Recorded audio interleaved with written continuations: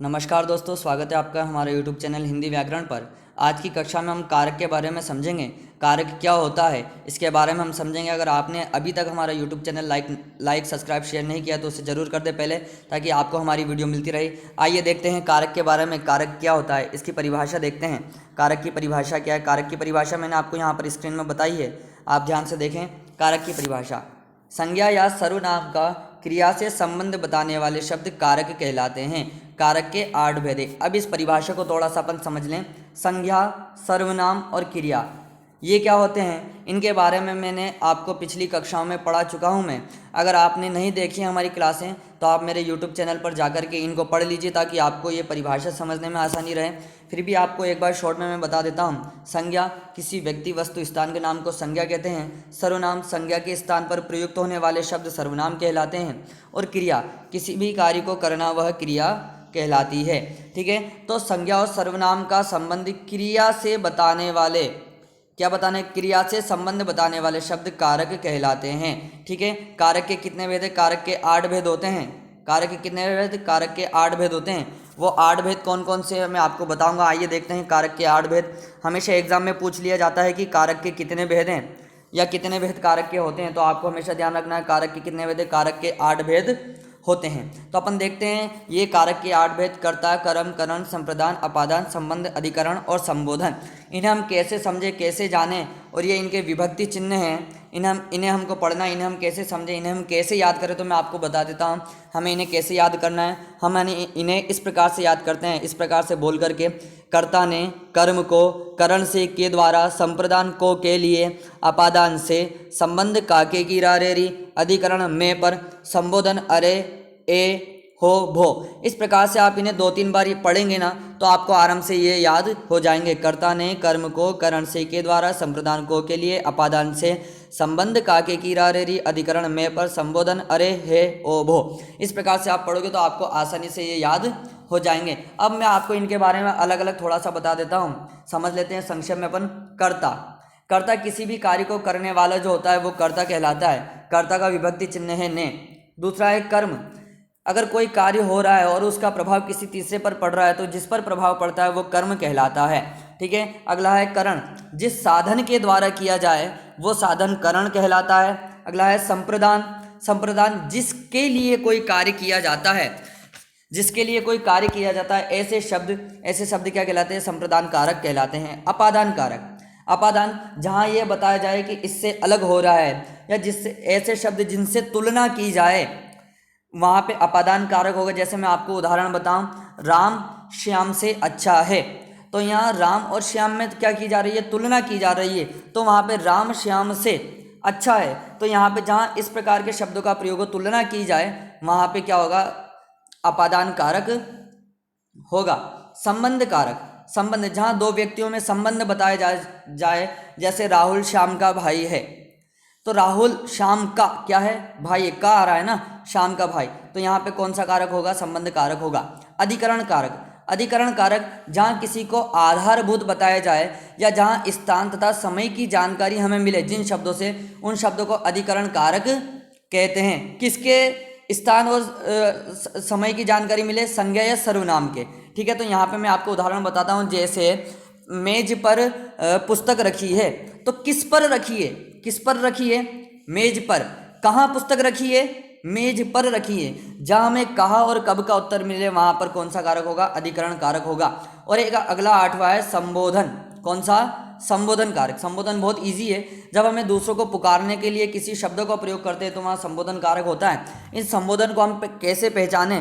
तो जहाँ इस प्रकार की लाइन खींची हो और जिसके नीचे ऐसे बिंदी हो, ठीक है, तो यह संबोधन का चिन्ह है। इस प्रकार के संबोधन के चिन्ह के माध्यम से अपन पहचान सकते हैं कि यहाँ कौन सा कारक है, यहाँ संबोधन कारक है। इस प्रकार से हमने ये 8 कारक देखे। अब मैं आपको कुछ उदाहरण बताता हूँ, इन कारक के अलग अलग वाक्य बताता हूँ। अधिकांश वाक्य वो हैं जो अधिकांश आपके एग्जाम में आए हुए हैं, हर एग्जाम में आए हों, उन्हीं वाक्यों को मैंने यहाँ पे लिया है। पूछा जाता है कि उन वाक्यों में कौन सा कारक है, तो वो वाक्य मैं आपको यहाँ पे बताता हूँ। आप भी प्रैक्टिस करना, आपको भी बताना है कि यहाँ कौन सा कारक है। आइए देखते हैं एग्जाम्पल अपन देखेंगे। मैं खेल रहा हूँ, तो यहाँ पे कौन सा कारक है? जहाँ कोई कार्य करने वाला व्यक्ति हो वहाँ कौन सा कारक होता है? वहाँ कर्ता कारक होता है। यहाँ कौन सा कारक है? मैं खेल रहा हूँ। अब हम कैसे पहचाने कि इसमें कौन सा कारक है? जहाँ हमें इसका उत्तर मिलता है, किसका? कौन का। जहाँ हमें कौन का उत्तर मिले वहाँ हमें पहचान लेना है कर्ता कारक है। यहाँ हमें उत्तर मिल रहा है, यहाँ हमें क्या उत्तर मिल रहा है? कौन खेल रहा है? कौन खेल रहा है? मैं खेल रहा हूँ। जहाँ हमें ऐसा उत्तर मिले वहाँ कौन सा कारक होगा? वहाँ पे कर्ता कारक होगा। दूसरा अपन देखते हैं, राहुल अखबार पढ़ता है। तो जहाँ हमें इसका उत्तर मिले कौन या क्या पढ़ता है, जहाँ हमें किसका उत्तर मिले? क्या का उत्तर मिले, वहाँ पे हमें समझ लेना है कि यहाँ कौन सा कारक है। यहाँ पे कौन सा कारक बताओ जल्दी से? कर्म कारक है। पढ़ने का प्रभाव किस पर पड़ रहा है? अखबार पर, कर्म पर पड़ रहा है ना। अखबार क्या है? कर्म है। तो यहाँ पर पढ़ने का प्रभाव अखबार पर पड़ रहा है, इसलिए यहाँ क्या है?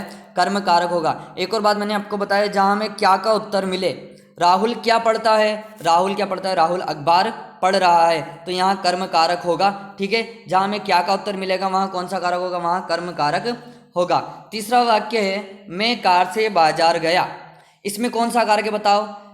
मैंने आपको बताया था कार से, साधन है ना ये। मैं बाजार किससे जा रहा हूँ? कार से जा रहा हूँ। जहाँ मैं साधन का पता चले, जहाँ में साधन का पता चले वहाँ पे कौन सा कारक होगा? वहाँ पे कौन सा कारक होगा? जल्दी बताओ। कर्ता, कर्म, करण, तीनों में से कौन सा होगा? तो तीसरे नंबर का कौन सा कारक होगा? करण कारक होगा। किससे पता चला? मैं साधन से। साधन है ना हमारा, क्या है? साधन। कार है कि मैं साधन से कहाँ जा रहा हूँ? बाजार जा रहा हूँ। तो इस प्रकार से हमने ये 3 देख लिए। चौथा उदाहरण मैं आपको बताता हूँ। चौथा उदाहरण है, वह पढ़ने के लिए स्कूल जाता है। तो किसके लिए, जहाँ हमें ये उत्तर मिले किसके लिए या किसको, तो वहाँ पे कौन सा कारक लगाना है? जल्दी से बताओ। वहाँ पे लगेगा संप्रदान कारक। चौथा कारक कौन सा लगेगा? संप्रदान कारक। क्या है? राहुल की वह क्यों स्कूल जाता है? वह पढ़ने के लिए स्कूल जाता है। किसके लिए?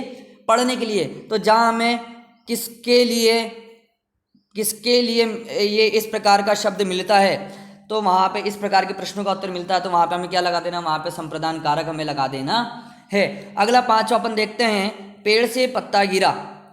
तो यहाँ पे भी से आ रहा है और यहाँ पे देखो, यहाँ पे भी से आ रहा है ना।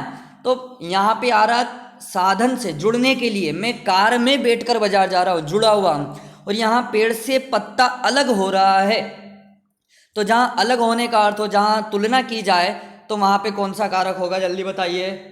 वहाँ पे होगा अपादान कारक। तो यहाँ पे कौन सा कारक होगा? 5वें में अपादान कारक होगा। 6वां वाक्य है, राम का भाई लक्ष्मण है। राम का भाई लक्ष्मण है। राम और उस लक्ष्मण में क्या है? दोनों में संबंध है, दोनों भाई भाई हैं। तो जहाँ संबंध बताया जाए वहाँ कौन सा कारक होगा? नाम से स्पष्ट है, वहाँ पे संबंध कारक होगा। कौन सा कारक होगा? वहाँ पे संबंध कारक होगा। 7वां है, मेज पर पुस्तक रखी है। मैंने आपको बताया था जहाँ कब, कहाँ और कब का उत्तर मिले, पुस्तक कहाँ रखी है? बोलो, पुस्तक कहाँ रखी है? मेज पर।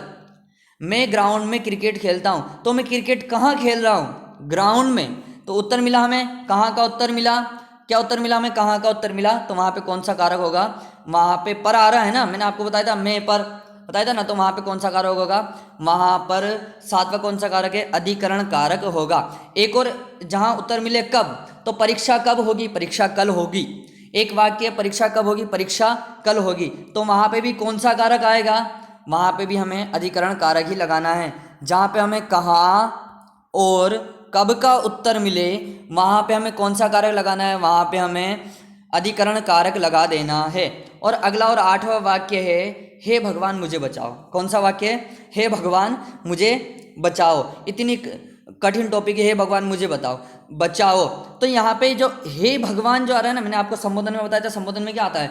हे, ओ, अरे, भो, इस प्रकार के शब्द आते हैं। तो यहाँ पे आ रहा है हे भगवान, तो ये कौन सा कारक होगा? संबोधन कारक होगा।